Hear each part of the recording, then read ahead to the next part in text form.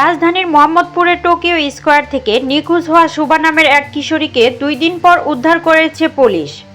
মঙ্গলবার দুপুরে নওগাঁ সদর এলাকা থেকে তাকে উদ্ধার করা হয়েছে।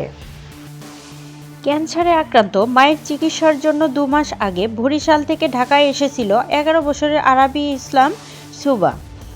রবিবার সন্ধ্যা 6টার দিকে বয়সে ছোট ফুফাতো ভাইয়ের সঙ্গে বাসা থেকে বের হয় শুভা।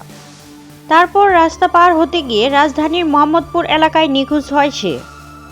ওই এলাকার সিসি ক্যামেরার ফুটেজ দেখে জানা যায়, মোহাম্মদপুরের টোকিও স্কয়ারের সামনে শুভাকে দেখা গেছে। তবে সেখানে শুভার ফুফাতো ভাই ছাড়া আরেকজনও ছিল, তার সঙ্গে শুভাকে হাঁটতে দেখা যায়। এদিকে শিশু শুভার নিখোঁজের ঘটনায় তার বাবা ইমরান রাজীব সোমবার সন্ধ্যায় আদাবর থানায় সাধারণ ডায়েরি অর্থাৎ জিডি করেছেন। জানা যায়, বরিশালের একটি বিদ্যালয়ের 6ষ্ঠ শ্রেণীর শিক্ষার্থী শুভা। সম্প্রতি জাতীয় ক্যান্সার গবেষণা ইনস্টিটিউট এবং হাসপাতালে তার মায়ের কেমোথেরাপি দেওয়া শুরু হয়েছে। গত 4 দিন আগে শুভাকে সঙ্গে নিয়ে মোহাম্মদপুরের কৃষি মার্কেটের কাছে আত্মীয়ের বাসায় ওঠেন শুভার মা। তারপরে সন্ধ্যা 6টার দিকে ফুফাতো ভাইকে নিয়ে বাসা থেকে বের হয় শুভা। কৃষি মার্কেট এলাকার প্রিন্স বাজার এলাকায় রাস্তা পার হওয়ার সময় তার ভাই একটি গাড়িকে পাশ কাটিয়ে এগিয়ে যায়। এরপর শুভা আর বাসায় ফিরেনি।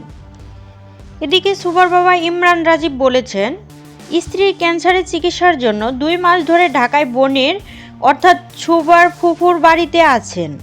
শুভা নিখোঁজের ঘটনায় আদাবর থানায় জিডি করেছি। পুলিশ বলেছে তারা আপ্রাণ চেষ্টা চালাচ্ছে। এ বিষয়ে আদাবর থানার ভারপ্রাপ্ত কর্মকর্তা ওসি এস.এম.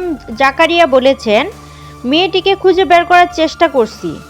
প্রিয় দর্শক, এতক্ষণ সাথে থাকার জন্য ধন্যবাদ। এরকম আরও নিত্য নতুন সংবাদ পেতে আমাদের ওয়াইটিভি নিউজ চ্যানেলটি সাবস্ক্রাইব করুন এবং আপনাদের ভালো লাগলে লাইক, কমেন্ট, শেয়ার করে পাশেই থাকুন।